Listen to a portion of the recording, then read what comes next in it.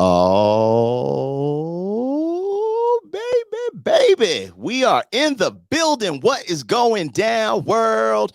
Welcome to the 40-year-old FUQ Boyz podcast. I go by the name Black Pegasus. And today I have a special interview, man. I'm super excited.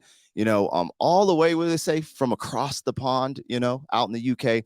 We got Leen, all right? Some of y'all might know him from Leen has entered the chat from Beardyman's channel, his epic cipher with Harry Mack. And this is actually a collaboration because my main man Spliff from Liquor and Woes kind of made the connection. And so we're doing a collab today. We're going to call it 40 proof. So it's going down. But we're going to get into this interview and it's going to be super dope. This is a premiere, so I'm going to let some of y'all get in the chat. We want to hear from you guys in the chat as this is going off.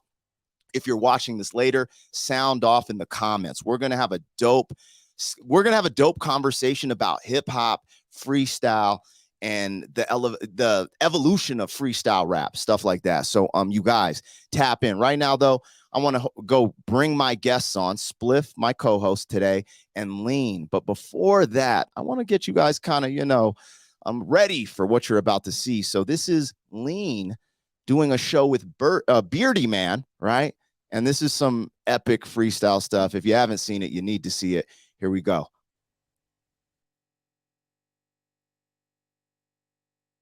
Basically, I'm going to take one more challenge. I'm going to take another challenge. So, gummy bears.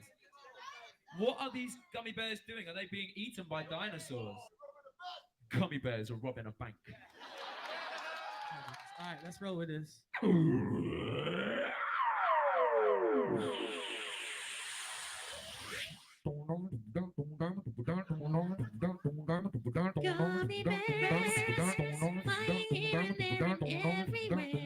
It's the gummies.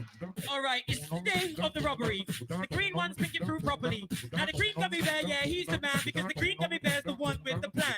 Call him Kaiser Sose.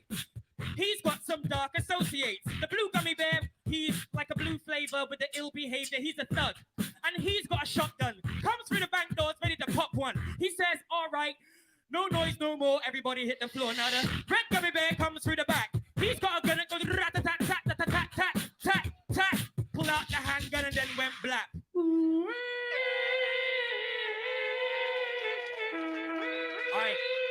All right, green gummy bear, you hit the safe. Red gummy bear, you case the place. And the getaway driver, have him out the back. That's the gummy bear that's black. All right, so they cased the place. They robbed the place and took the tapes. They went in the safe and they took the cash. They got the black gummy bear to make a dash. He had a Ford Escort. Now, if you want to escape, here's some thoughts. Don't use a Ford, use a VW. It might trouble you. So the gummy bear's taking their juice. Back at the pad and they got the loose. All of a sudden, the orange one got shot because he was Tim Roth, an undercover cop. You know how it goes. Just gummy bears, oh my God, it all played out like the scene from Reservoir Dogs.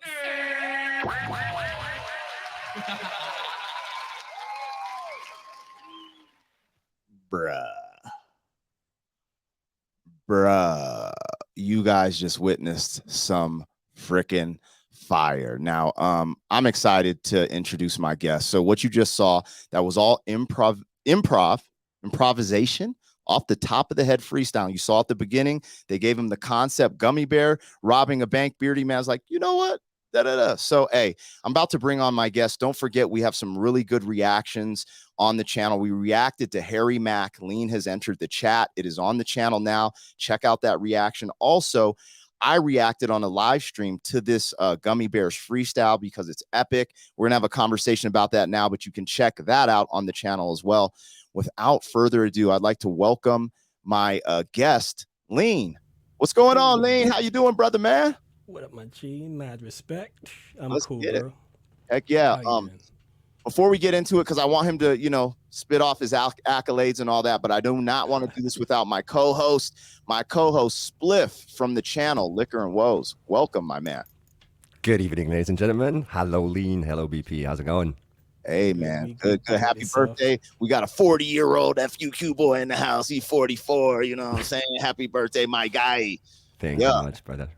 So, all right, man. So, Leen, let the people know about yourself, where you're from, You know, just let them know a little bit about yourself for those who aren't familiar with your work. All right, no problem. Well, my name's Leen. I represent the NL team as well. I'm a born and proud St. Lucian, but I reside in the UK. I'm a freestyle MC, producer, and studio engineer, and I've been kind of around doing my thing for a while. I like to keep it chill, you know, on the low key kind of vibe, you know. But yeah, I've been freestyling for a while, I guess. You could say that. He's like, I get. Actually, how many years have you been freestyling? Would you say? I think I had my first accidental public freestyle in 1999. Wow. Okay. All right, man. You showing your wings. Me too. 98, 99, you know? That's awesome. Mr. Spliff. Okay, so let's do this. Leen, where can people find you before we get into this? Are you on Instagram? Are you on Facebook? Are you on YouTube? Spit them out so that people can know where to get a hold of you after the interview. If you want to find me anywhere, just pretty much search Leen_NLT, and that's my handle on almost everything from YouTube to Twitter to Instagram. I'm most active on the Instagram. And nowadays the YouTube, I've been pulled into that one kicking and screaming, but here I am. But yeah, I'm most active on the Instagram, and I've got a pretty cool private Discord server where I collaborate and mentor a number of artists, and we do ciphers, and that's where we kind of build. That's where I spend a lot of my time. But hey, swing through the Instagram, swing through the YouTube. Even on SoundCloud, man, just stick in Leen_NLT wherever and just send me a message and say hey, and I'll point you towards whatever you're looking for. Epic. Let's get it. Now, Mr. Spliff has a channel called Liquor and Woes. You guys can check him out there. Do you want to let them know your handles, Spliff, and we'll get into this? This is basically it, man. Just find me on the tube. It's Liquor and Woes. We do a lot of just German bullshit talking. I mean, German talking bullshit, and that's about it. And Leen, thanks a bunch for hopping into my comments. That's basically how this came about, right? BP said it. I kind of connected the dots, but I only was able to because you hopped in the comments onto one of my reactions. And that's how this whole thing came about. And if you say you're new to the tube, I mean, you hop on that thing professionally. You are one interactive and approachable dude. And I totally tip my hat to that and the entire consumer community, us, and not from the game itself, from the culture itself, performing artists. We so appreciate that. Everybody should be as active and as engaging as you are. And all hail to you, sir. And thank you, man. Now, I was going to get into this, and so this is just silly, but I think I say Caribbean. Am I saying it wrong? No, you can see Caribbean. Okay, so it's like tomato thing, yeah, right? Okay, cool. And your accent and how you guys, Awesome. pronounce it where you're from. I won't be mad. Okay, cool. All right, cool. So, now I had a question for you. You just answered. You said publicly.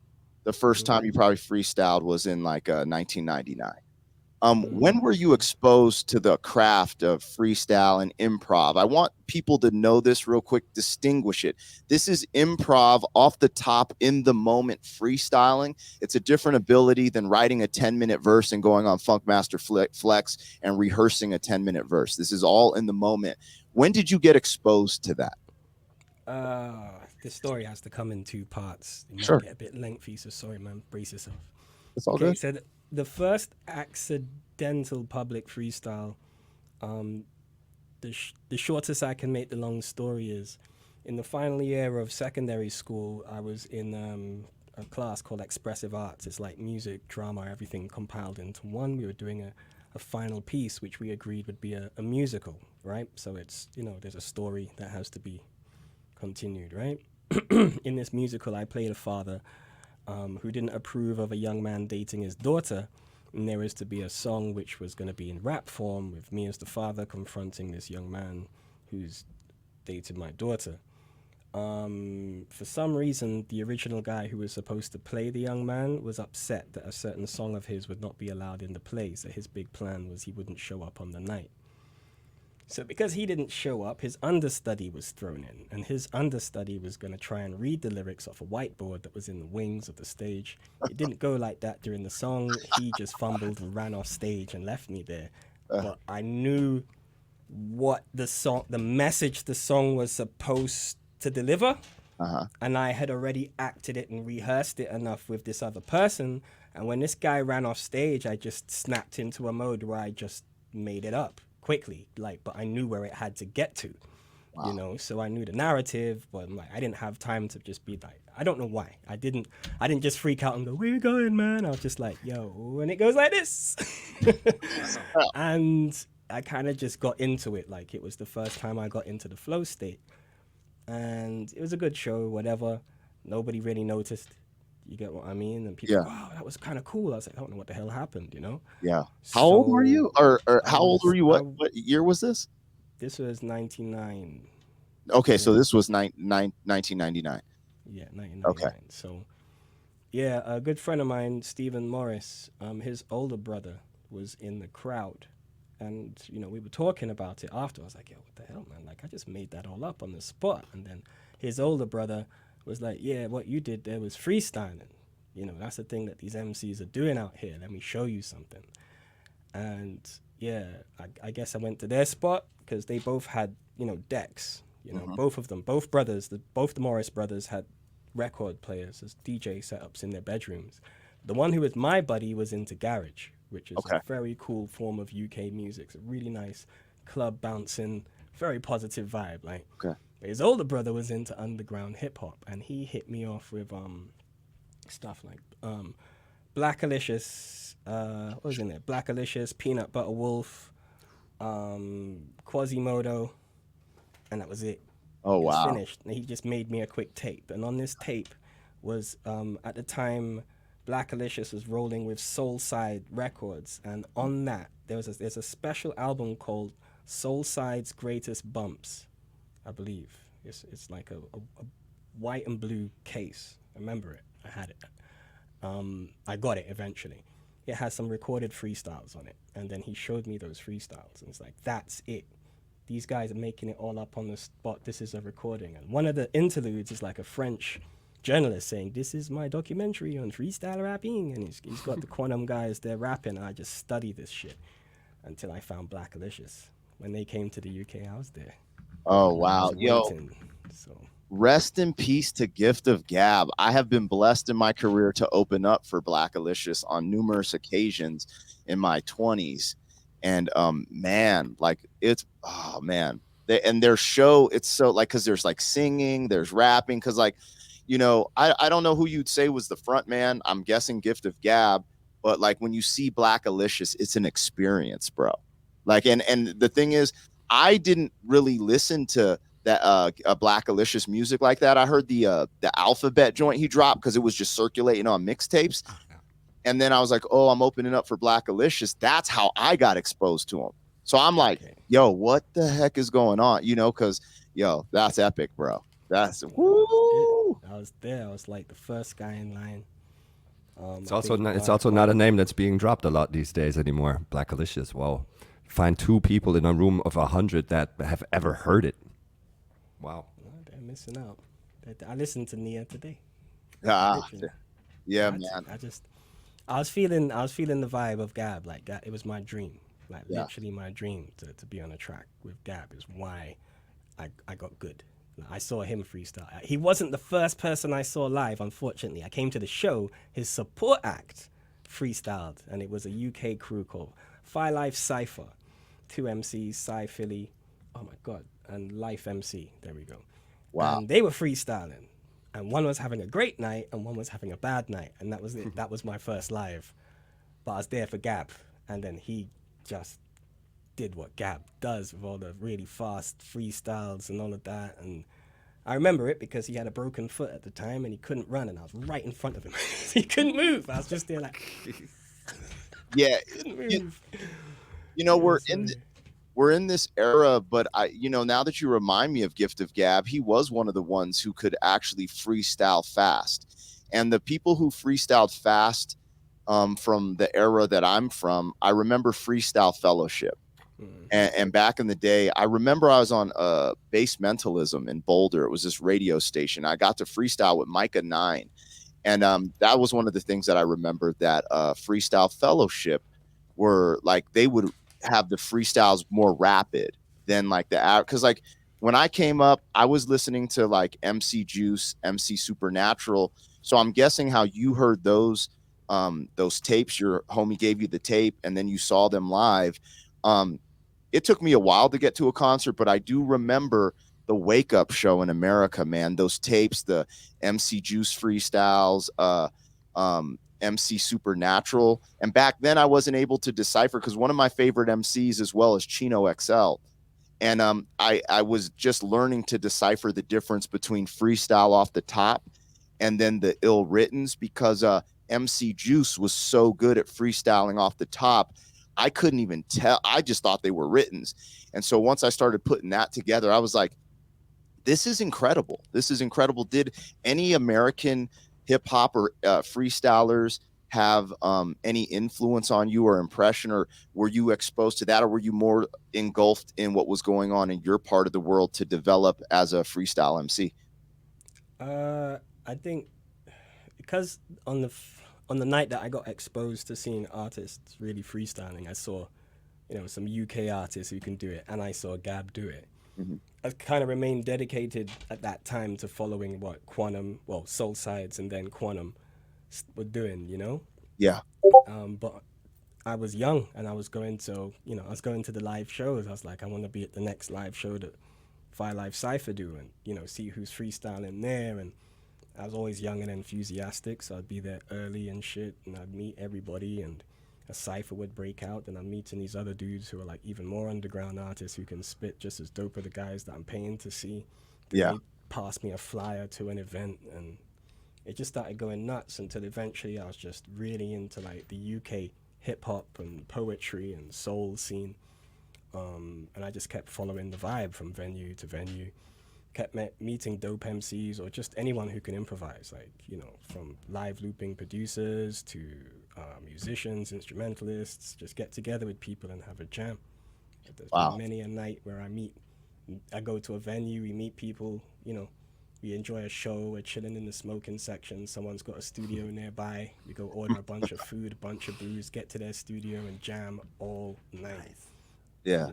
So you got a lot of your culture and base from being from where you're from. So you developed in the market, like, so you've had outside influence a little, or more so from where you're from, would you say? Because I know, I think I saw the interview with Anthony Ray. Shout out to Anthony Ray. I'll be on Rap Catalog soon, you guys.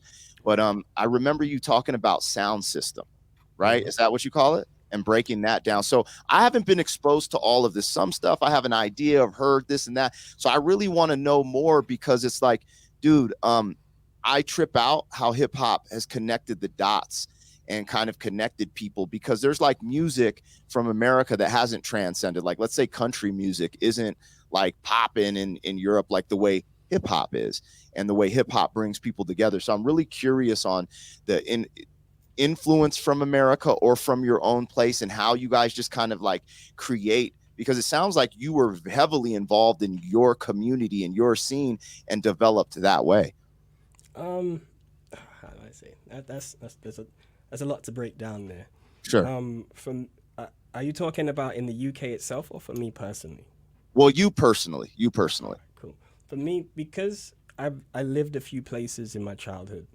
As I was explaining when we were chatting earlier, I spent a lot of my childhood in St. Lucia, which is in the Caribbean, Yep. which gave me an exposure to a lot of musical cultures, like local musical cultures. Like Zouk, reggae, dancehall. Mm-hmm. And that has its own culture to it, which Sure. includes improv at some point. Yeah. And then on the TV, as we said, we're from that early BET era. I was also soaking up all of that. I was there soaking up American culture during the East Coast, West Coast beef and all of that excitement. You know what I mean? And then by my late teens, I moved to England, where I still was included in the Caribbean culture, the British Caribbean culture, but now I'm part of the UK hip hop culture, which is one thing. And then there was also a number of other musical cultures that were popping off at the time that I was exposed to, but I wasn't heavily part of. For example, drum and bass and jungle, which is a massive part of like UK 90s musical culture. And these are two epic genres, which Beardyman put Harry Mack on in his last in the last video he just put out there, Getting Silly with Harry Mack, that's like Yes. UK club, retro club beats that are getting rocked right there, man. That's a whole new generation of people that are rocking out to this thing, like, yo, this guy's that guy. Like, you know what I mean? These old ravers, like, it's really connecting a lot of dots. But I can't say it's just hip hop. You feel Ah, me? Hip yeah. hop's one of the cultures that got melted in there. But Beardyman's bringing jungle and drum and bass, Yes. and Harry Mack is the hip hop element that's now fused with that. But I Sure. have to give equal love to jungle and drum and bass because it's what brings that energy that gets your MCs tight. Like, trust me, man, when you go and check for some UK real MCs, not the ones who come through on the pop thing, MCs who master ceremonies, like Yes. run dances, kill venues, or Mm. as we would say, duppy the dance. You feel me? Shell it down. Like, that's how we move in as Caribbean dudes. And a lot of these dudes are double time masters Yes. by Absolutely. default. Facts. Yep. Facts. Because of the drum and bass and the jungle, the tempo of the track. Yeah, I'm familiar. So this is interesting. You said that because you're engulfed in just this live music. Because even that. So what you were saying about with the, um, what was the video Beardyman just dropped, Going Silly with Harry Mack? So what he was playing in there are you saying that's currently popular or it's been popular? Put me on game because I'm not on game with It that was, stuff. I have to go and double check the video exactly, but knowing Beardy, he's got this thing for these proper raving anthems. And in the 90s into the noughties, that's what was hot in the UK. Ah, You know what I mean? But it can still rock a dance floor now. It transcends. Because what's hot in the UK now is what the children of the drum and bass heads and the junglists are making, yeah, which is a whole different genre. But because they grew up with that in the household, when they hear that, they know it's universal party time. yeah. Because their Okay, parents can rock to it, you can yeah, rock to it. It's just that vibe that we can all get down to. yes, So it's kind of nice how he brought that energy through. But hey, an old school drum and bass rave is something special, bro. You leave all your worries outside, bro. See, my man from Germany knows. Like, we got that European rave energy, bro. That's facts. That's facts. Remember the smiley days and everything? God damn, man. I actually have a physical sound system sitting over there just for the physical, technical aspect of it. That's horns, and underneath it, other two slides. And my neighbors love me for this thing because it will literally pop the windows out of this damn building. You It's have unreal. a Liquor and Woe sound system, bro. Exactly. We roll it out, and I get to kind of toast, which is a special BP. This is terminology. This is not really emceeing, but spitting a little bit over just a dub plate, and that's what that thing. It really just it hits your body more than your head. Right? Is that put well, Leen? Yeah, a good sound system. And considering how techie my man Liquor and Woes is, I'm telling you, I'm sure if this guy's put a sound system together, it might like put your heart out of sync if he hits you. There'll be with a some good flames. bass You line, need bro. you need to be over here and select a little bit on that. yeah. You know what? If you do the selecting, I'll do the toasting. And we can run dance. You get me? Just put that. You up are in a so good on, venue. and we'll have Do it BP too. there over like a beamer on a big screen and have him spit on it as well. Hey, That'd be let's awesome. go. It's crazy because I was exposed to the jungle world and drum and bass. I had a buddy at the time in that world. He went by Curious MC. He had some accolades, but then he transitioned to doing more hip hop as Bobby Hook. But there's company out here called the Triad Dragons, and they throw all the huge raves out here, like the raves that like Decadence and all these really big raves. And I remember he would get put on these huge shows and he'd go, hey, just come check this out. And I'd be like, bro, this is wild. Like, it's just like people just like, and there's so many. And then he's doing that like double time flow. Sometimes, like Beardyman said in that video, sometimes it's gibberish, right? Sometimes cats who aren't really going crazy with the MCing, but the dudes who really are dialed in with the MCing are hitting that double time, sometimes triplets with actual words, or they're actually saying a concept and actually playing with it. So yeah, I respect it. I'm just I'm not that familiar with that world, but I'm not totally like a newbie. Like I throw concerts actually for a living, mainly hip hop stuff in Colorado. And so I'm exposed to a lot of this different stuff. You know what I mean? So I'm by default, I get to see a lot of this cool stuff. So that's epic. Nice. So I was curious with the freestyle rapping now, right? We talked a little bit about Gift of Gab, a little bit about your history. But with where freestyling is at now, you were just in a cipher with Harry Mack, and I don't want to put words in your mouth. Currently, if you're following the freestyle rap lane, who is inspiring you the most? Who do you look up to? Who are a couple of figures that that inspire you or you really enjoy right now, who are on the cutting edge? And the freestyle, okay. Um, for me, like on a free, this is my personal opinion. Disclaimer. I'm putting the disclaimer out there before the fanboys come and get me.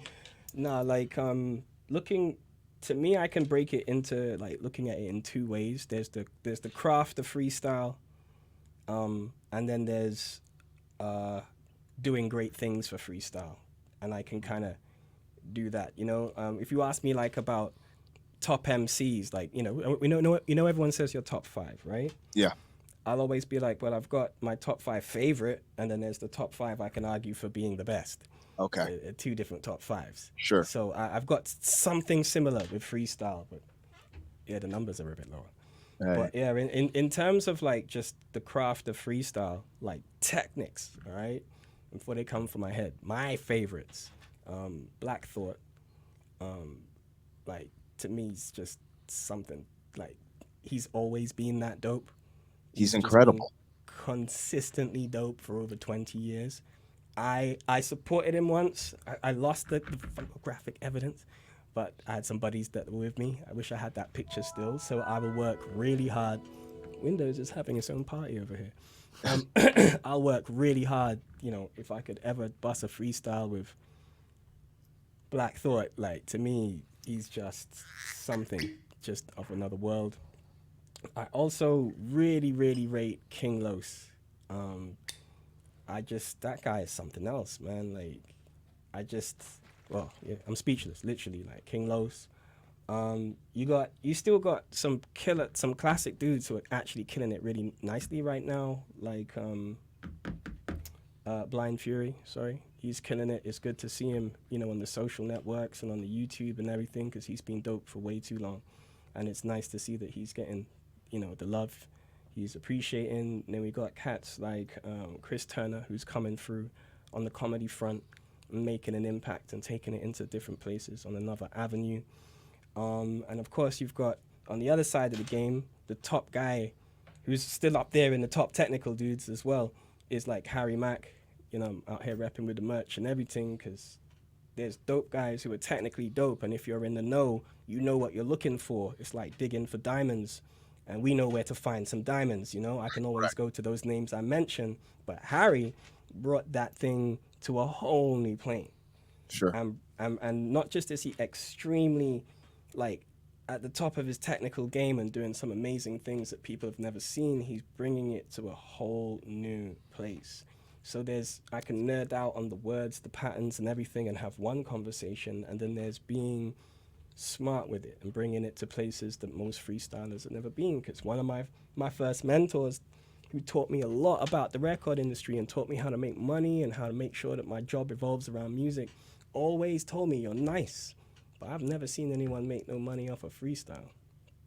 So, and that was it. Like, I remember being like 22, 24, and I was like, oh, I love it. I just stayed doing it. And I just didn't have the mindset of trying to bring it to another place. Do you get what I mean? And then I would work some projects, and I'm pretty quiet with it, you know what I mean? Sometimes I don't say I'm freestyling, I just rap. I just want to get on the mic and let loose, have a good time, entertain some people. And they're like, yo, was that off the top? I'm like, yeah. And I just keep it moving. Like, it's not a thing. It's just like therapy or whatever. But yeah, I never thought that I would see freestyler places that Harry Mack's taking it, bro. Like, it's an awakening. Yeah. You get me? So it's like, yo, all those years you could have been training like an Olympic athlete. You were kind of like training like a Sunday league athlete. Think about life. Think about life. It's interesting you said that, because first I want to dive into the first part of that answer. I agree, like with all the people you mentioned, greats, like amazing MCs. Now I need to dive into King Los. I'm familiar with more of his music. I didn't even know he was into the freestyle improv stuff as much as, because I keep hearing that go, people have mentioned him, but Blind Fury, Black Thought, incredible. Like, these are incredible MCs. And so I just want to, say bravo to that selection. And it is very interesting what you said, because for all the people following me on my channel, they're kind of following me because I'm going through this journey.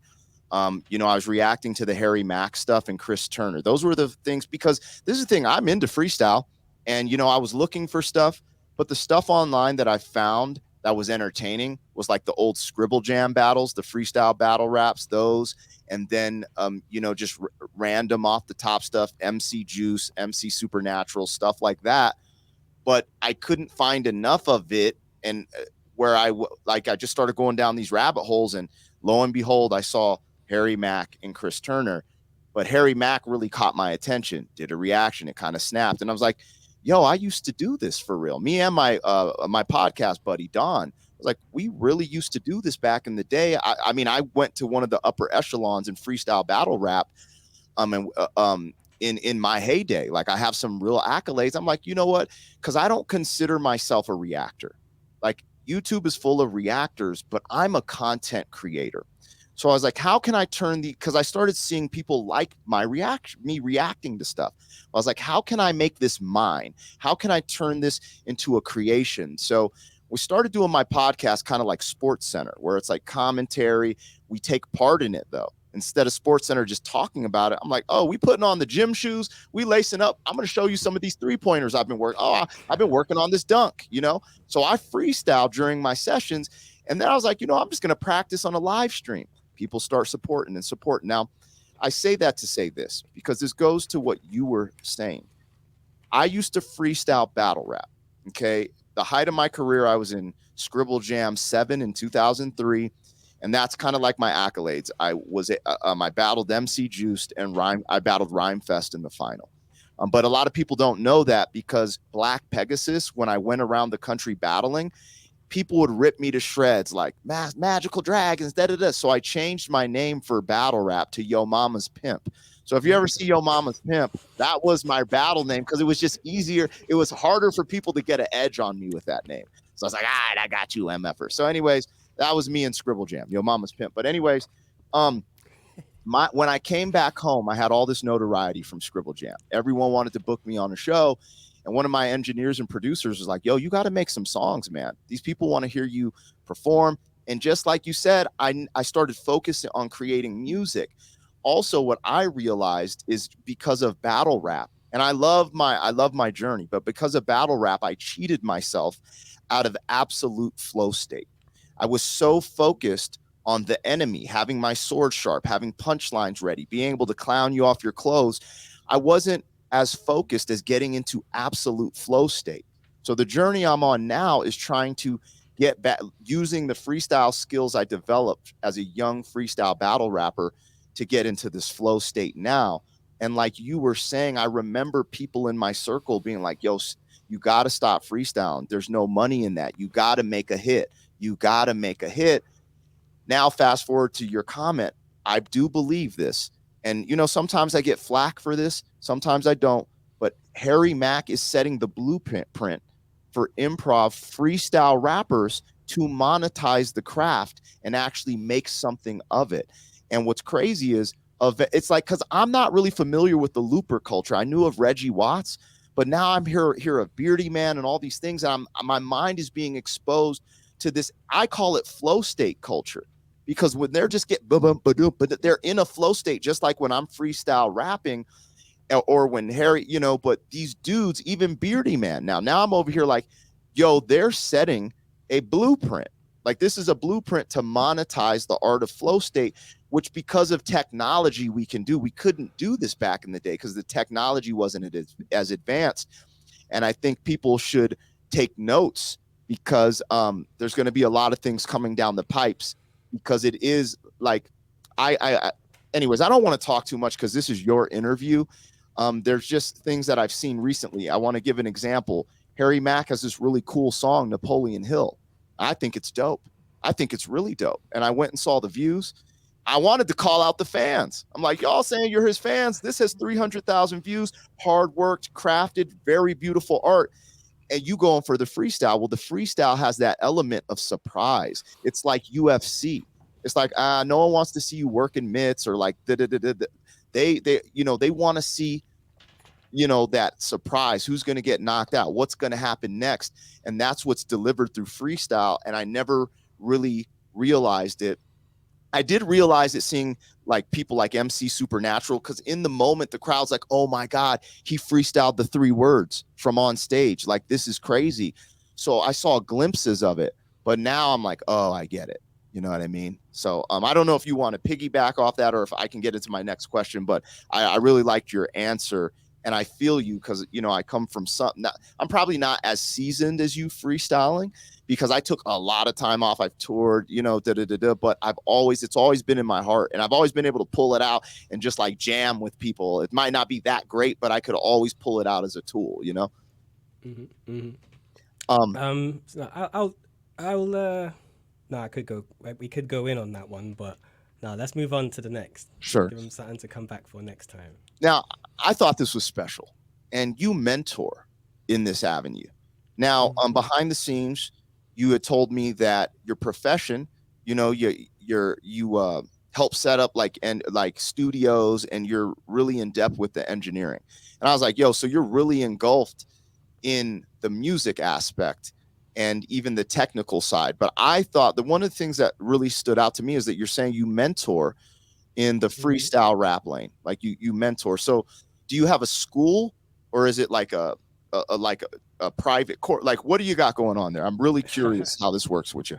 All right. Well, in real life, I mean, I get booked for workshops on improv.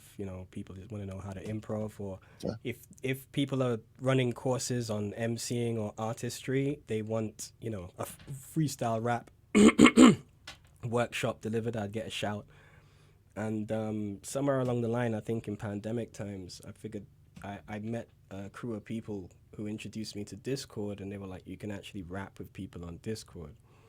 So there were a number of communities on Discord where you can rap with other people, and I surfed around there for a bit until I eventually started my own, and it was all just based around freestyle. And because I work a lot of improv projects, I've just have a few like freestyle games and exercises that I've kind of worked on over the years. So I kind of just practiced them and developed them in my Discord at the same time every day, and people started joining me, and it started working. So they were enjoying it. We were freestyling more and more together, and the group started growing and growing. And after about 6 to 9 months, a couple of people were showing real promise, so I started introducing them to music. But the point is, I still do regular practice and built this small freestyle community that hangs out in Discord. We're called the NL team. Fundamentally, that's what we came up doing, freestyling regularly. It hasn't been as regular over the last 4 or 5 months, as I introduced a lot of music tech, and a lot of them started investing in their own gear and stuff like that. So I've spent a lot of time mentoring them around, setting up their interfaces, getting to know their doors, how to set up a session, catching the sync of a beat, being able to figure out what the pitch and tempo, whatever the beat is, line up your door properly, lay down a track to the best of your abilities with whatever you can afford. So we've been doing that mainly in the Discord. It's tied in with like a Patreon scheme. So the higher up you are in the Patreon membership, the more kind of hands-on assistance you can get over time and support. And that's how I've just kind of been running it as a culture. It wasn't even supposed to be any kind of great venture. It's just the best example of me just hanging out like I do in real life, but it was able to be able to translate well via Discord. So Wow. Yeah, that's where we're doing it. And we're getting together. It's going beyond Discord now. I think a few of us are meeting up in London in August to pretty much hang out for a week and a bit and just do as much ciphering, recording, production, whatever we can do, just be as productive as possible, but all together, because we've been investing in it. But yeah. Can I follow up? Can I follow up on that just real quick? Because BP uses this figure of speech that says it keeps the lights on. Is what you're doing there on Discord, does that, keep the lights on? Or is it more the freelance work, actual in studio audio No, engineering? my work keeps the lights on. The Discord project is kind of like a labor of love, to be honest. Like, it's only recently been getting close enough to not being something that costs me every month, but I invested in it and I stayed investing in it, and things are beginning to balance out now as more people are like, hey, I like what you're doing, man. I want some more time with you. And then they, more subscribers have been coming in. A lot of the support was coming from Twitch. I didn't see that. I set up although the Twitch and the Patreon mirror each other, but that seems to be the easy way in. Maybe because when I'm streaming, so many people gift subs. So people get the subscription experience as a gift. And then it kind of starts gelling together from there. But I was way more active before we started making EPs. If you search the NL team on YouTube or SoundCloud or wherever, it's now just an archive of music that we've made in the community. I do have an archive of our ciphers from where we would do them daily. I've got over 150 videos. They're at least 45 minutes long, each of us going through lots of practice drills and stuff, but it's not publicized. If you go onto the Discord, you can go to the channel and see the list. They're like unlisted on YouTube. That's epic. You guys, for anyone watching this right now, make sure you're hitting that like button. Leave a comment. If you're in the chat, throw something up. I'll be in the chat talking with you guys as this goes. But I do want to let you guys know, it's probably on my side of things. We got to get the tech right, but me and Leen will probably do some type of cipher and put it on the channel at some point. He is a Discord master. So I know it's probably on my side of things. We're having some technical issues, but at some point we're definitely gonna make a cipher happen. Wanted to piggyback off of you saying that. Now, going back into what you're saying, where did you get your tutelage? Now, did this come naturally, just a natural progression for your love of improv, where you basically have a school and you're mentoring people? Who would you say is your mentor? How did you kind of pick up this skill kosher and more kosher? My guy kosher. Right. Okay. So early noughties, I was doing what I said I was, following certain American acts, a lot of the West Coast acts like Dilated People, Blackalicious, around UK and Europe. And I was good with the freestyle, but I was just doing my thing. And at that time, UK hip hop was really catching its identity and didn't like UK rappers who had an American accent. And I do not have a typical UK accent. In fact, my accent is from nowhere. So I'd catch a lot of heat and I had to get good. My lyrics were good, but then they'd question my accent, blah, blah, blah. So I was kind of like cutting my teeth under a lot of heat. And I was also working for Shawnee T, Dark Horizons Records. Big up Shawnee. He gave me a bunch of my first early opportunities. And on one of his press days, a very interesting guy, lots of energy, lots of vibes, he started a cipher. I'm there working for the label, organizing press and all of that, in admin mode. And he's like, yo, yeah, start the cipher. And someone said, oh, yeah, Leen raps. And I'm like, yeah, but I can't rap right now because I'm doing my thing. And he's like, yo, you got to feel the energy, man. You got to feel the cipher and let it loose. And I'm like, yeah, whatever, man, I'm working. He's like, you know what? If you're about that freestyle and you're too good to freestyle for us now, come to this and prove what you're about then, innit? Yeah, and I was like, this motherfucker. I was like, all right, cool. Took the details. I was like, I'll show you because I'm working a ting for the label. It ain't rap time right now, my G. And he brought me to the dopest cipher, changed my life. His name was KMT. He runs an amazing project in the UK, teaching young people how to grow and maintain their own foods, turn their gardens into farms and stuff. He is just that guy, doing it all off his own back, nothing but love for the community. Anyway, that's where we bonded. I showed up looking to show KMT. This guy told me if I could freestyle, come here. Who does he think he is? And I roll in the spot and I met some of the dopest freestylers and I was introduced to their leader. It's Kosher. This older guy with dreads that are really long and some gold teeth and stuff like that. And I can't give you the exact link, right? But in his repertoire, when the Roots were sent to Europe to cut their teeth, he was part of the team that toured with Black Thought. So he was there when Black Thought was tearing shit up.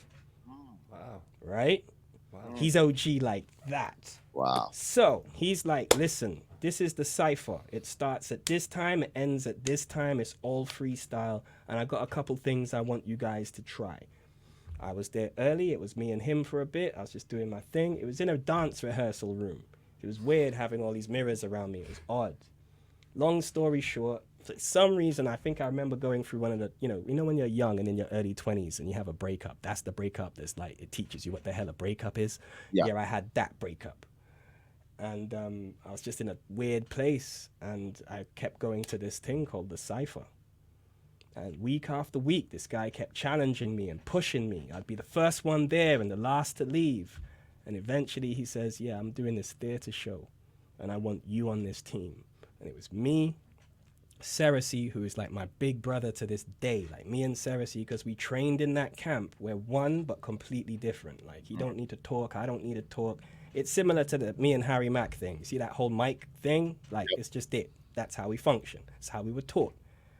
And we did our theater show called Whose Rhyme Is It Anyway, where we played a number of freestyle challenges and games. And I can send you the footage from this, and you'll see a young, inexperienced Leen, first time, like, after I'd been honed and then let loose. And it was great. It was myself, KMT as the host, the guy who brought me down. Cersei, my big brother, who's from Jamaica, he's got the sound man. They're like, yo, if I bring Cersei with me, Mr. Spliff, the dance is dead. It's happening. Anyway, that's me and Cersei. Adelaide Mackenzie, freestyle singer, gospel vocalist, killing everything. We had DJ Snips. We had my man Penfold doing live production. We even had a dude doing live art. And when people gave us a subject or a theme, we all worked on it together. We learned, how to communicate non-verbally, back up each other, all of that stuff. And we were that unit, and that's where I cut it. Kosher from the Bloodhounds, he gave us the learning.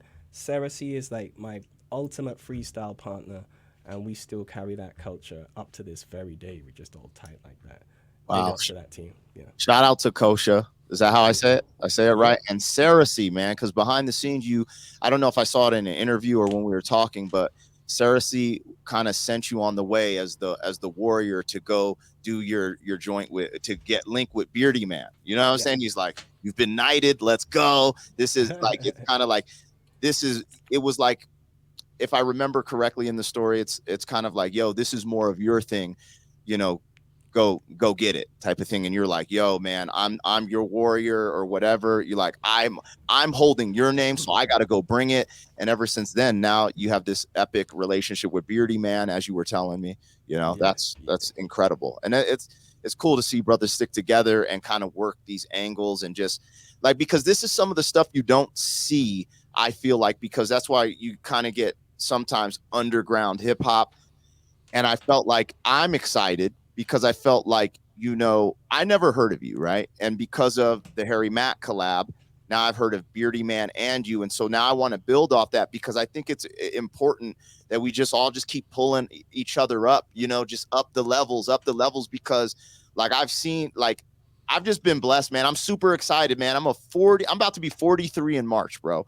I'm you know what I mean? And I'm just over here like, I feel like YouTube is allowing me to open a new chapter of my life and tell my story. That's why I'm here. That's what I think is happening. So I'm opening the story, writing it, and I'm telling people what I've been through. Cause like, bro, my story is, anyways, this is about your story, but hearing your story gets me hyped because this is what it's about. I want to hear your story. I want to present these things. Let the world know that for the culture of hip hop to survive, it takes us. It takes these curators, these tastemakers at the ground level, like just, like they just see Drake and they see Lil Wayne and they see this big drill music and they're like, but they don't understand the foundation takes all of these components to make the car work. And we're a part of it. And now, thanks to technology, we can tell our story and present it to the world and get our just dues, or just be a part of it. If you just want to be a part of it, that's fine.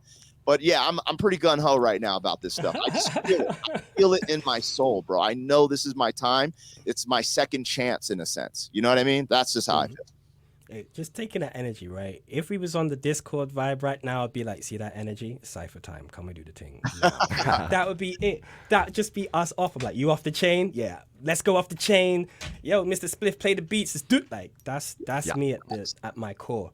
So I need to learn to adapt to this whole online life as well. And I think I'm lucky. You know what I mean? I stuck to the foundation of what it was. Always follow the freestyle vibe, and following the freestyle vibe at that time brought me to that place, bro. Where I managed. You know who you remind me of in a sense. I'm not going to put you in a box. Like, so I'm into martial arts, bro. And I'm actually a jiu-jitsu practitioner. So Brazilian jiu-jitsu, but I did karate like most of my younger life. Right. I love martial arts. I love Bruce Lee. So I'm like one of these cult fanatics of the old Kung Fu, those 80 Wu-Tang style movies. And remember, like, the dudes were just rolling around banging like, you are Ghostface Killer. Like, bro, it's like that because these fools ain't on TV. They just roll around and make their name known through legend. Like, yo, did you hear Leen last night? But now technology gets to expose this to the world. So when I seen you, I'm like, oh, dude's nice. Like, even when I first seen the Harry, I was a little skeptical, but I was like, oh, yeah, yo, he's doing it. And you pushed the envelope. You were what got Harry in that pocket where he started going all crazy. Like, bro, there were some bars in there like the Goku Spirit Bomb, like all these levels up. I'm traveling in stealth. Like, you leveled it up to make him perform at another level, and that's it, dude. I'm telling you, I'm watching the Kung Fu flick. I'm like, bro, this is lit. So that's what you are. You're a legendary character in one of these flicks, and you're just rolling around. Yo, what's good? Like, these cats don't really know, but when you show up and throw the medallion on the ground, Ghostface Killer, like, bro, it's lit. You know what I'm saying? That's like, how I see it. It'd be jokes like back in the day. Like, if I had like another MC friend, he'd be like, yo, I went over to this open mic out in whatever part of London, man. They were like blatantly disrespectful, man. And I'd be like, what you say? This open mic was weird. We must visit them and show them the ways of cipher etiquette. And yeah, I'd be on that. It's like, let's go. You know? This brings up this point, and me and Mr. Biscuit, I think, talk about it in our Omega Bars 80 reaction that's on the channel by now. You guys check that out. But we were talking about how when you watch people like yourself or Harry Mack, you're sharp. And this was the era of the 90s. You had to be sharp. Like, there were like, you know, these dudes treat hip hop like marketing. Oh, I'm going to take my time and write this 10 or 8 minute verse because I'm going to be on this show and I need to let them know how good I am. But like a purist is sharp. They just have in the clip, like just ready to go. And if you're not ready to go, then you got to be able to come off the top of the head and be ready to go. And so that's what I enjoy, this like martial arts atmosphere of like, yo, I'm always sharp. Like, I can't go to the gym if I haven't been training, right? I'm going to get rolled up by I'm a purple belt. So like I'll get rolled up by a blue belt if I'm not training.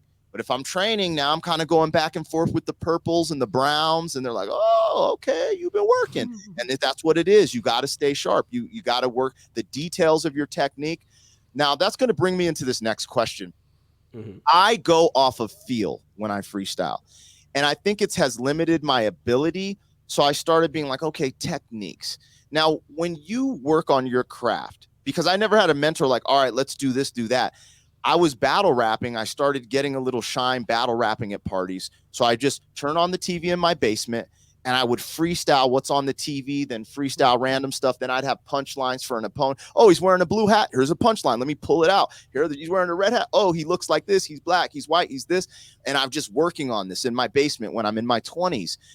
But other than that, I never really had like a structured technique. Now that I'm starting to practice, I'm like, oh, I'm saying this word too much. I need to stop trying to say filler, just little stuff. Are there any for a beginning freestyler? And I don't want to take from, your online course. Is there any recommendations or anything, a certain way that you work on things where you're like, hey, this is like kind of cool to start out with? Because I never thought of it. I just jumped in, bro.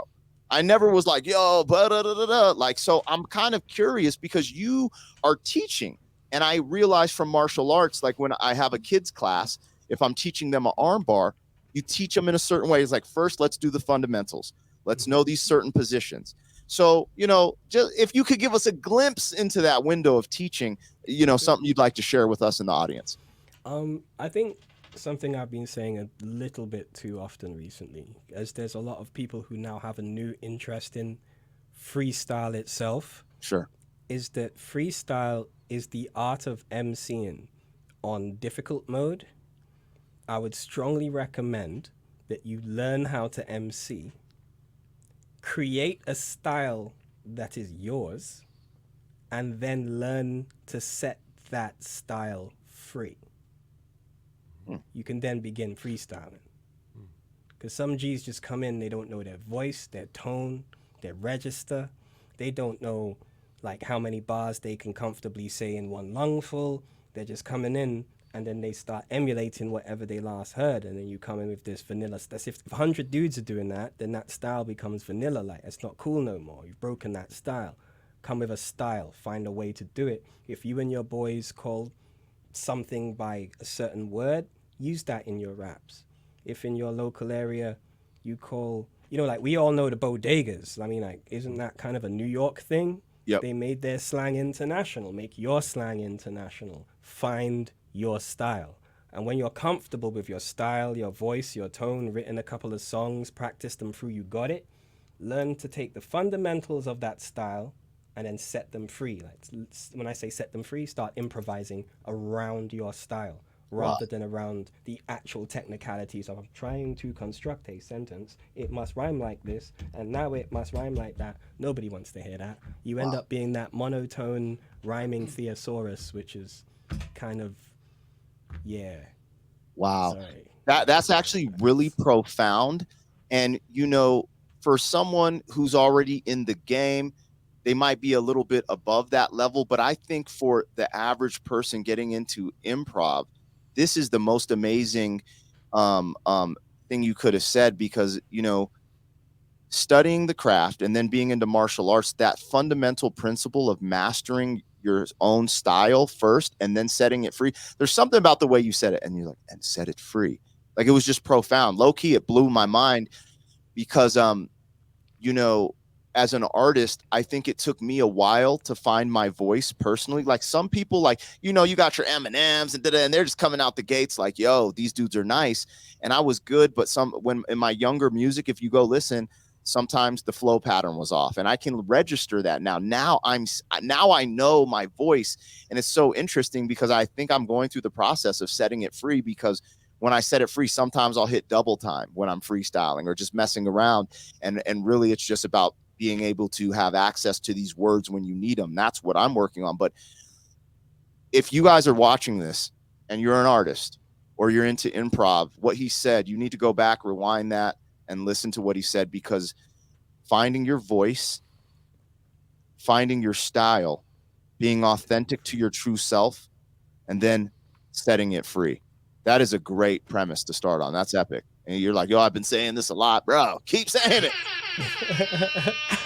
That deserves some horns right there, man. That's facts. If you want one for people who are already freestyling, it's cool. Like, one also I keep saying a lot recently is commit to moving forward, or at least commit to thinking forward. I.e., I'm hearing a lot of guys freestyling, they make a mistake, and then the next line is about the mistake. And then the next line is just now slowing down, and it's now a little like, like a train wreck. It's all like building up because you look back rather than committing to forward. That's why sometimes, in fact, a lot of my freestyles, you hear me mess up, but I just don't give a damn. It's like, forward, like, next. Like, sometimes I back myself into a corner like, man, I wish I had another rhyme. But it's not. I'm keeping the story moving, so it's not going to rhyme. I'm saying this because the story has to keep moving. Fuck it. Yeah. Yo. Commit to forward. You just changed the game. Man. You just changed the game for me. I typically will think forward, but sometimes when someone verbalizes it, it's a process in the mind that changes the game. So I want to let you know, you just helped me out and change the game. So I do my so the practice sessions you do with your people, I do in live streams, because it makes me show up, right? Like, I have to make mistakes in front of people. I have to have my good moments, my bad moments. And what I do every now and then when I make a mistake, I'll be like, yo, the chat, because like I can't control my chat, and it's like going up too fast. I'm like, it's going up too fast and I lost the word and da-da-da-da. But it's like, no, just dial in, because what you said, there's a book that I just keep reading over and over, Think and Grow Rich. And it has premises of that, but there's a speed reading book. To learn how to speed read, you just keep going. You start by using your finger and you just don't stop. Even if you mess up a word, you just keep going. And this is a fundamental technique of how to learn to speed read, which I can't do yet, but I'm working on it. But I was like, bro, so like all that information you just said is combined with some of this like classic literature that's been put out there for the world to see as well. And it's very true. I'm glad you said that, because I'm going to take more of a mental note to push forward. Like sometimes I'll be freestyle and someone will say like, yo, stop saying this, because they're catching on my fillers. And instead of me being focused, now I'm pissed off. I'm like, motherfucker, who are you? You ain't even on here freestyle. Like, who you telling me? You know? But again, it's like, yo, focus, because they're not lying.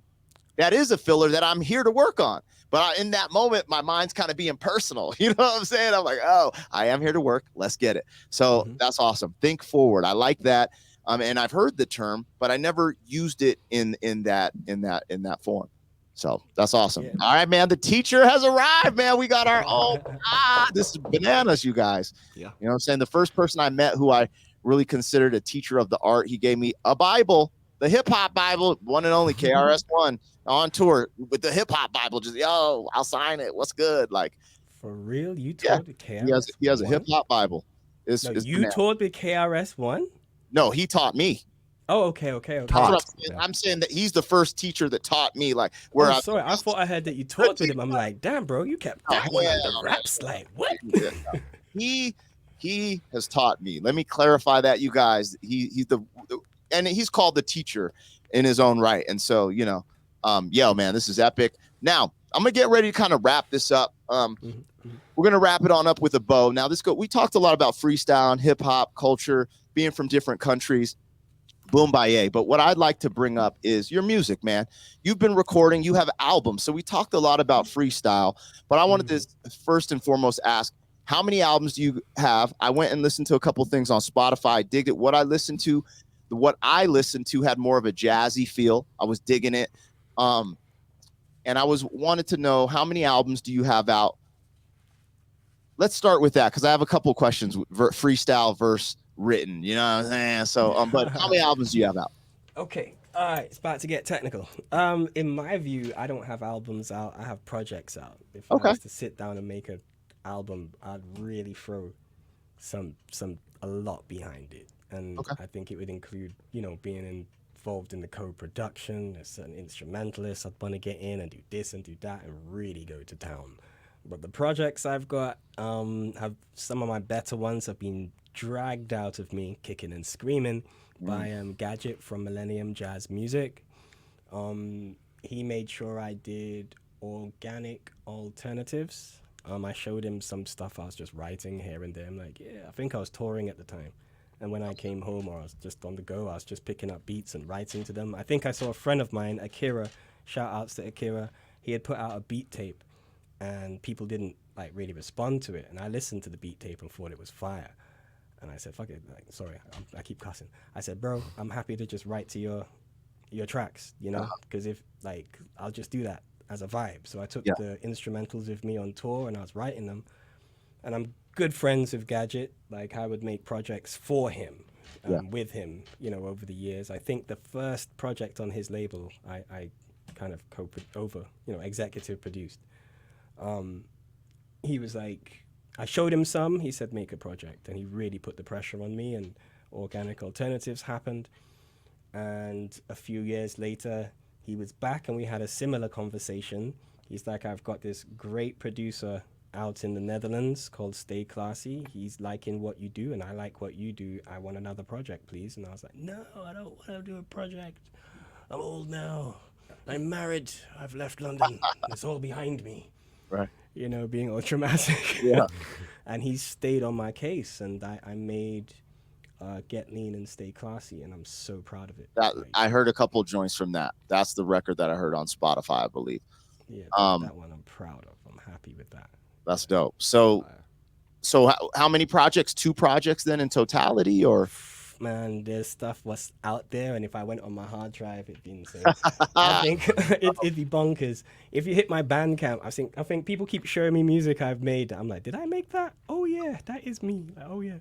But I'd say on Spotify, there's two very solid LPs. Organic Alternatives and Get Lean Stay Classy, both on Millennium Jazz Records. There's some nice EPs where I'm just trying some cool stuff out, like Social Sessions. I made a lot of that with my guy ID Crisis on the productions. I went university with him. He's young, he's dope. Check him out on YouTube. His productions are fire. And he backed me, and we made the Social Sessions, and I also had a lot of appearances on that from my guy King Droopy. What up, King Droopy? Bringing a very similar flavor to mine, but he's Jamaican English and way more like East London. So it's a very different blend of British and Caribbean culture, but he sounds.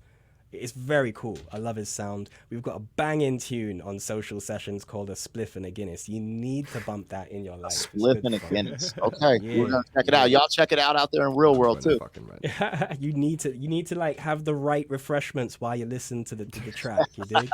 But yeah, Social Sessions is a pretty cool EP, and if anything, please check out Get Lean and Stay Classy. That's my most recent offering, and I didn't expect people to like it as much as they did. I had great backup on that one from Teese, an amazing singer-songwriter representing the UK. Please look her up as well.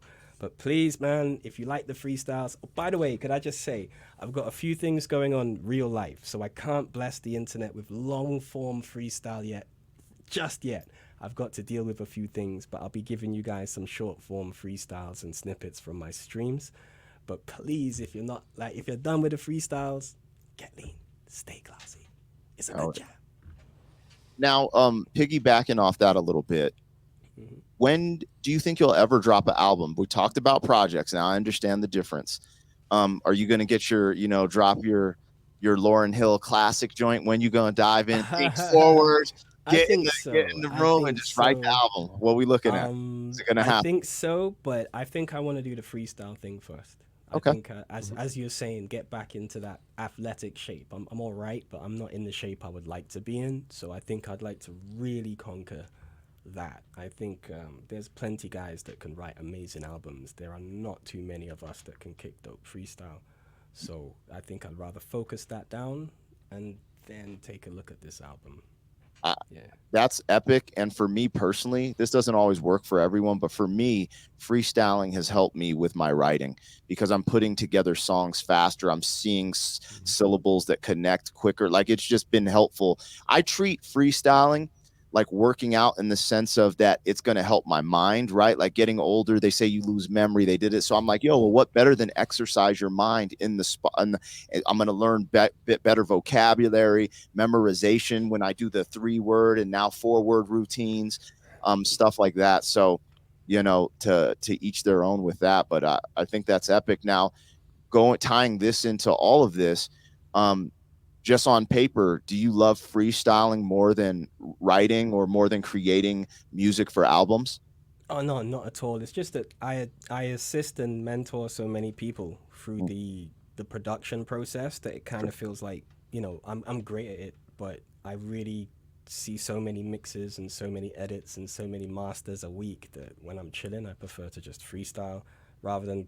It sometimes feels like I'm giving myself extra work, so it's a bit more outside the bubble. But I love creating songs with people, bro. Like, if we met, I'd love to work in the lab with you, and I'd really enjoy the process. But I'd be like, I want to record you, I want to stack it up, and by the time you're like, give me a verse, I'm kind of like, Right. That side of me's not engaged. But I love the process, but I more prefer to do it with and for other people. Okay, understood. Yeah, because I personally, I saw this interview with Harry Mack, for example, with Steve-O last night. And he actually, he came out and was just like, yo, I like freestyling. He's like, he insinuated this, if I recollect, that he freestyles better than he writes. And it's just better. And I was like, that's incredible because I write better than I freestyle, because I'm punchline and metaphorical driven. Like, some of my favorite rappers are Chino XL, Sean Price, Eminem, and that's before the influence of Wu-Tang. So like these double, triple, sometimes quadruple entendres, if you can get there, that's what I pride myself in. There's no thinking of a quadruple entendre in flow state. You might be able to randomly, well, oh, that had 4 meanings. But like when you're getting down and dirty with the writing, it's just like to connect all the slang and the ability of the word. Maybe that's the next level of freestyle. I don't know. But like, because it's like the difference between written battle rappers versus freestyle flow state, or even freestyle flow state battle rappers. It's just like, so that's an interesting take on it. And I personally, I gravitate to writing and recording songs because I feel like the energy I put into them, they also have a longer shelf life. If you hit that classic, dude, like there's people who come to me, and even though I'm an underground cat, there's still people who like, yo, I have this song called Can't Stay Around. It's kind of like a love joint. But people to this day, heard it a little bit on the radio out here, and they're still just like, yo, man, I love that song. It means this to me. And it's just like crazy how certain things can transcend time, No, I fully dig that. I feel that. I mean, I hope I don't sound like I don't enjoy making songs. Like if you go and take a look through the last few jams I made with NL Team, you can definitely hear I was having a whole lot of fun. Like, I promise you, the last 2 collabs I was involved in, you were like, yeah, this guy had a day off and came to play about, and you can hear it. And sometimes I feel I get into a mode where you can just hear me getting overly serious on the track. And I'm like, nah, you're doing too much work in the lab. I think it's because I work in the lab all the time. And I didn't take it wrong. I was just adding on because honestly, this is what I heard. I feel like it's like, if I made an analogy, it's like a producer of a movie, right? You're shooting movies all day. Let's say you're the producer of Star Wars. You just spent years creating this epic film. Bro, I want to go to the mountains on a hike. I don't want to be watching. I don't want to go watch Star Wars. I ain't going to be front in line with popcorn like, my movie. Like, bro, I'm trying to chill. I'm trying to go to the hot springs. That's what I'm hearing. And it's understandable. And it's like, yo, you're going to get to this point where you're like, all I'm doing is freestyling. I got this ill whatever, maybe I could take my hands off the wheel a little. I got this ill engineer I trust. I want to go in the lab and do this, or I'm going to hands on it a little more with more balance and just get to my craft. When it comes, it's just like, when it comes, it comes. It's like flow state. It's just there. And you're like, dude, I need to write. I need to go make these songs. So that's what I took from that. And that's epic. So spot on. That's the one. Well, yeah, man, that was my last question to kind of, wrap things up. Spliff, did you want to interject with anything? I didn't know if you're taking some notes, man. I appreciate you co-hosting and connecting me and Leen on this level. And yeah, man, anything you want to say? If I may, Leen, I know time is a factor. If it's cool, I kind of jotted it down on the spot to just 5 rapid fire questions. If I may just jot them, throw them at you. Man. Because BP and I talked about this, of course, and I guess it makes sense for me to, being a small-time reactor and doing things on YouTube, not content creation, but reacting to content that guys like you both put out. So it does make sense to kind of take the perspective of, let's say, the guitar. You're a content creator too. That's fact. Yeah, that's facts. But I got you. Okay, so I guess it does make sense for me to kind of take, let's say, the regular YouTube Joe perspective at the whole thing that we're witnessing and the limelight that you're in over. And let's face it, as of right now, and you're sporting the shirt, it is, of course, the Harry Mack bit that has driven the internet crazy and continues to do so. So I would love to just, dip into 1 or 2 aspects of that, if that's fine with you. Yeah, because the very first thing that I am contemplating, and when I saw the video and did my reaction to it, that's when you hopped in the comments and were appreciative of it and everything. What impressed me so much was your stamina. You walked in there with such balls. It was unreal. I was like, if I was in the field that I'm in, meeting like the professor of it, to walk in there and be, I can play this game too. Come on, let's go. Let's get at it. How did that come about? How was there not the biggest stain of them all in your pants? That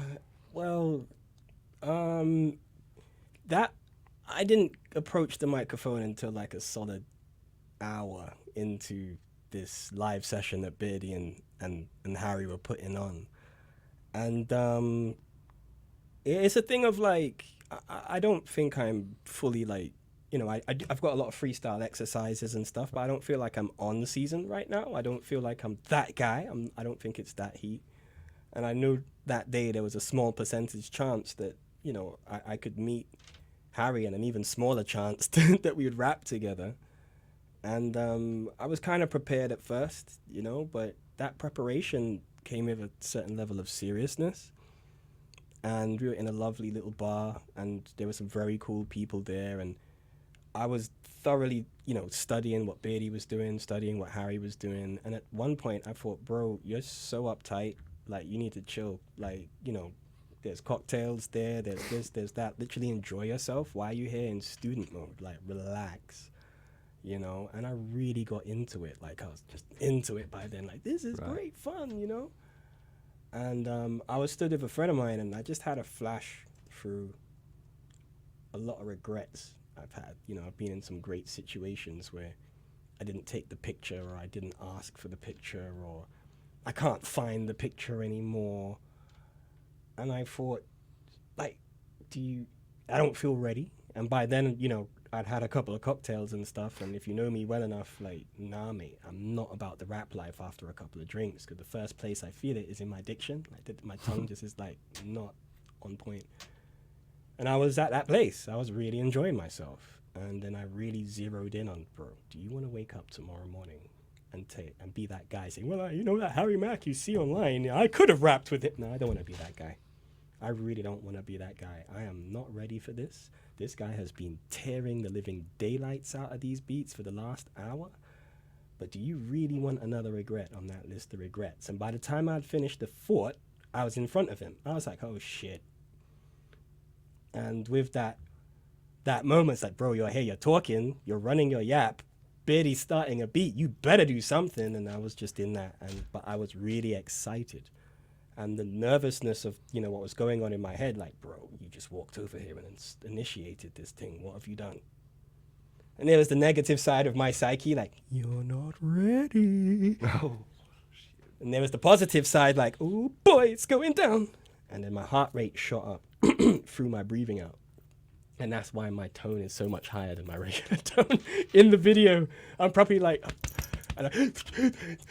so I'm breathing from like the top of my lungs, and you get this tone, and all the way through I was like, come on bro, calm down. And I couldn't slow down. It was all happening so fast, there wasn't a gap for me to just correct myself. So it all was a very intense situation. And it was also a thing I wanted to do, to really chill out with him and have a chat, like freestyler to freestyler, pretty much like how me and, you know, BP just kicked it there, you know. That's what I really wanted. And yeah, like when we got to talk, like there were so many other people that wanted to talk too, and I can be pretty chill, you know. So I was like, yeah man, you talk, man. And then the rapping started, and I was like, bro, there might be a chance you don't get to talk, bro. You want to regret? Do you want to regret? Like, you better get over there. And it all kind of happened, and it was a lot. So I do feel that was kind of like a panic reaction flow state kind of thing, because I did feel that the heart rate and that lot just threw me out, but I just had to deal with it. I'm like, slow everything down, don't get into any flow games, don't try no pitter patterns, forget that, keep it simple, keep it clear, keep it honest, ride. And that was it. Bro, from this conversation we're having, I want you guys to go back, and also as you're, you know, dissecting what he just said, the history he gave us, the season, his coaching from a very early age. He said he went into a panic flow state. Panic flow state, that's another a definition of habit. We're creatures of habit. So when I go to jujitsu every day, if someone puts their hands on me, out of panic, I react with what I know. And that's what he did. He reacted, and we saw these flow states, because he's like, oh, I'm not in season. I'm not in shape. I'm not in fighting shape. But he went in there and sparred with the great. You see what I'm saying? So when we talk about this culture and this art, you guys practice, be sharp. You know, if you're pen game, write all the time. You know, if you're a freestyler, freestyle all the time, because I ain't gonna front dad life. I don't freestyle as much as I could. I keep it real, but I understand it now. I understand, like, yo, I have to do this more to accelerate these processes. And I just thought that was cool. I wanted to kind of jump in and highlight what was, so people really analyze what he just said there. If you didn't take that in, Mr. Spliff, I know you weren't done. No, it's all good, man. It's all good because it's facts. And let me just say, Leen, that didn't do it any harm at all because that was one of the first things I point out in my reaction to it. The fact that your voice has this just distinct, not shrieky shrill, but it's not, and you just said it now, it's kind of the panic voice. But it does give the impression, and tying in with what you said earlier, find your style, find your tone of voice. It's certain things that you say in this or that way that makes you, unique. And that apparently what I now learn is panic voice is something I totally digged in that. I was like, that dude's, close your eyes and imagine the dude that's doing this. And it's hard to, because if you watch it with your eyes closed, it's like who is rapping? What kind of a dude could that be? So let me just say that panic mode did you no harm whatsoever. and kind of following up on that, on how do you get the stamina? What happened after that in terms of, this must be the biggest dopamine endorphin rush. Does one like fall in a hole, or did you get to utilize it and, stay on that high basically? Oh no, there was mad vibes in the venue. Do you know what I mean? It was a really good environment. Like the party didn't stop there. Right. And, for me, it was just like it was good timing. Another thing, Pegasus. One of my handy freestyle tips is know when to stop. Like that is the difference between a piece of classic improv and we fluffed it. Know when to stop. That is as big. That is a massive part. So, yeah, when we finished our interaction and that lot, I was like, I'm out because I can't ask this room to stop a second for me to balance my breath, for me to be able to bring better freestyle to this guy. It's vibe o'clock. Let the vibe on, duck out, go and vibe. Yeah. Because I was at that point, well, you don't have a regret now. Go party. And that was it. It's like, yep, there goes the regret. That's going to be a hashtag. Vibe o'clock it must be a hashtag. That's a great way to put it, man. That's awesome. Literally was it, man. After that, I wanted to rap more, but I was like, bro, you committed to the vibe, you beat the regret thing, and all I wanted out of it was one picture, and my friend got it, and I was done. That was it. That was. And it's probably shaky and not and out of focus, right? It's not as HD as the video that dropped. That was a whole nother excitement. But when I was like, I haven't got the regret, I've got the memory, and there's a picture. That's cool, man. I'm good. I'm going home. Like, yeah, that was it. It's done. That's awesome. And also tying in a little bit with the whole, me taking this viewpoint of the YouTube consumer out there, that was just blown away by what happened there, and what who's also being blown away by BP. What you do on your freestyle sessions, I'm in there. There's like he does these live streams of practice with like up to 250 people in there, and just throwing words, doing crazy ideas, and staying fit with it. Let me just say, Leen, it's amazing, and it is non-understandable how stuff on your channel, like the day after I did the reaction, I checked out, of course, more of your stuff. How things can only have 300 views. It is way underviewed. And everybody that's watching this right now, please, guys and girls, go to that channel, subscribe to the man, because you are missing out on a bunch of fucking flames. That's for damn sure. And yeah, dude, it's and the way you are approaching this whole YouTube thing, even though you said you're not a pro with it, you're more in the Discord world and all that, kind of keeping it in the sort of in the fence of the guys that are in the community already. You are doing it right. You have understood it. I mean, hopping into the people's comments. That's how this came about. Said that earlier. That is being this approachable, being this interactive. It's a role model. BP has said it for how to approach the rap, and one can learn a lot.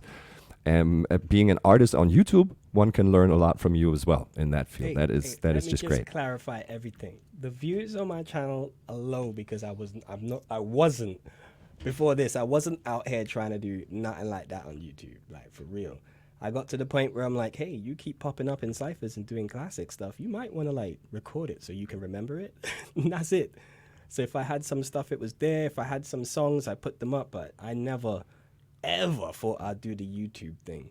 I didn't. It's really just a backup hard drive or what?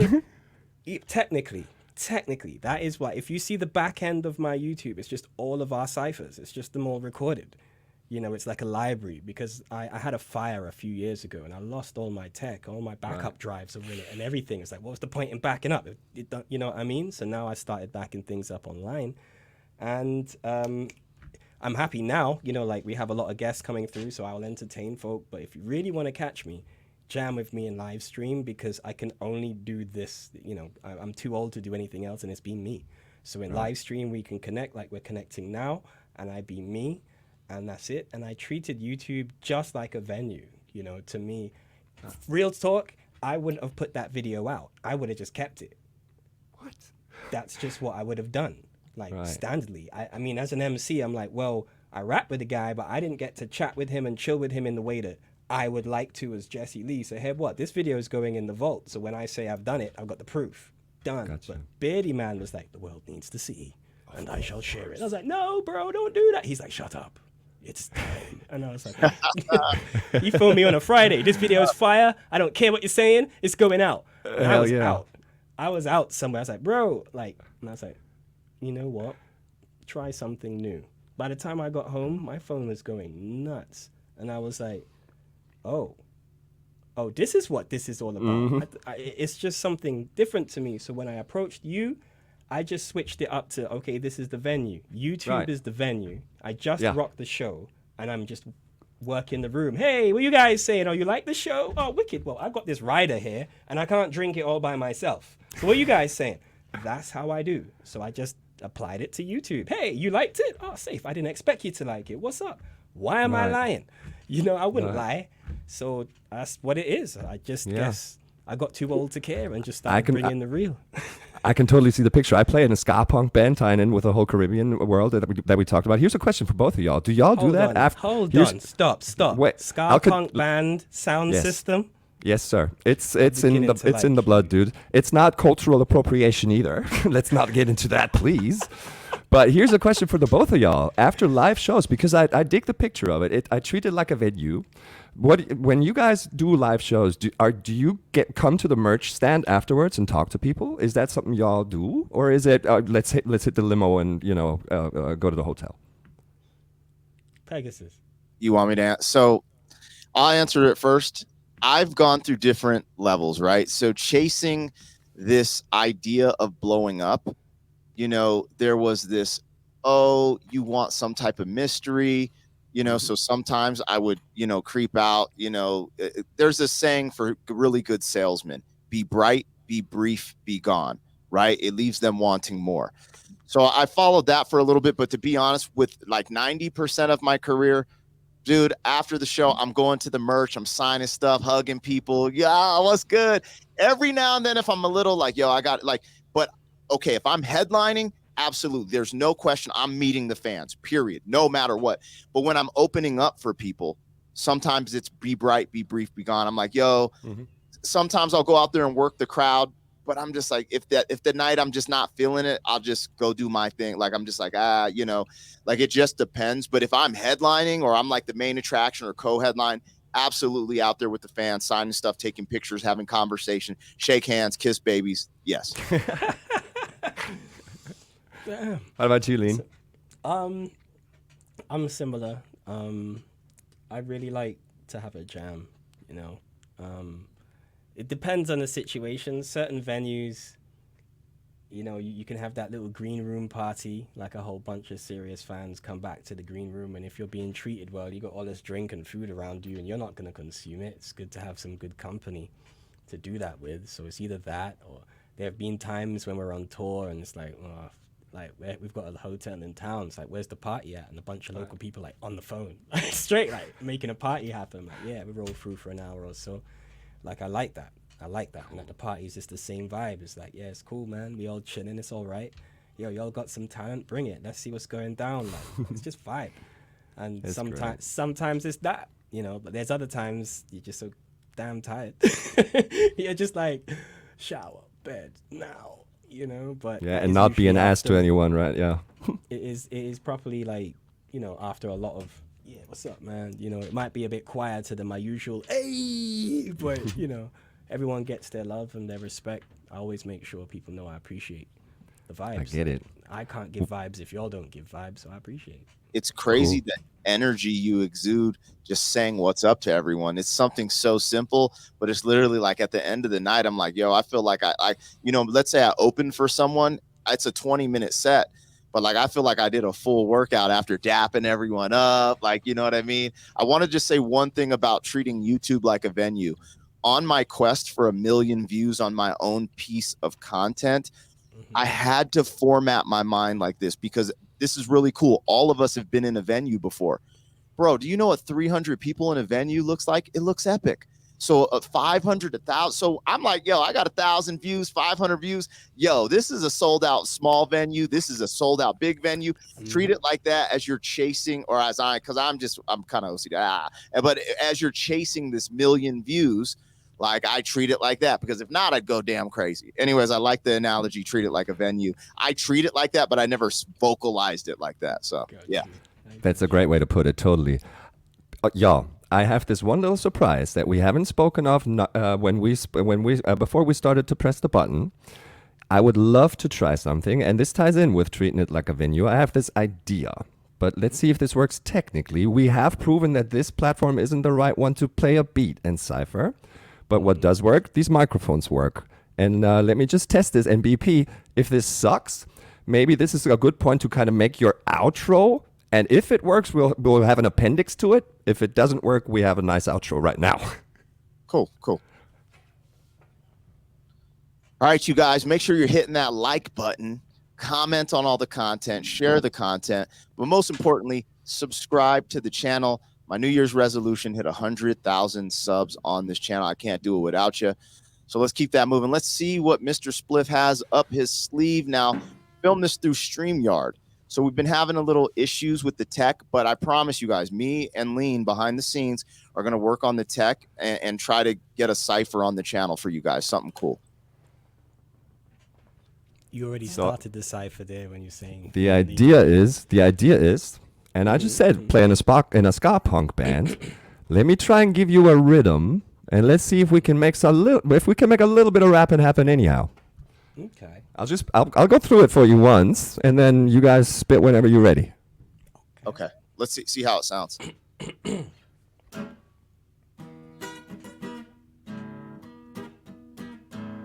Actually, sounds pretty cool. That's funny. Hey. Yeah. 1, 2, 1, 2. Hey, yo. Yeah.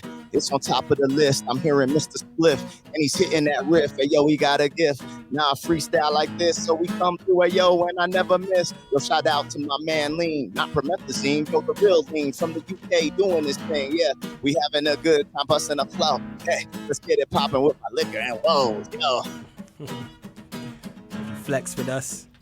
Whack rappers make an exodus. Why's that? It's the team that's combined a whole lot of lean. And we also got the black Pegasus. We got Mr. Spliff striking a riff, but I'd rather be out here just striking a spliff. Yo, you heard us, the skills can't be dismissed. You wish you could do this, put it on your Christmas wish list.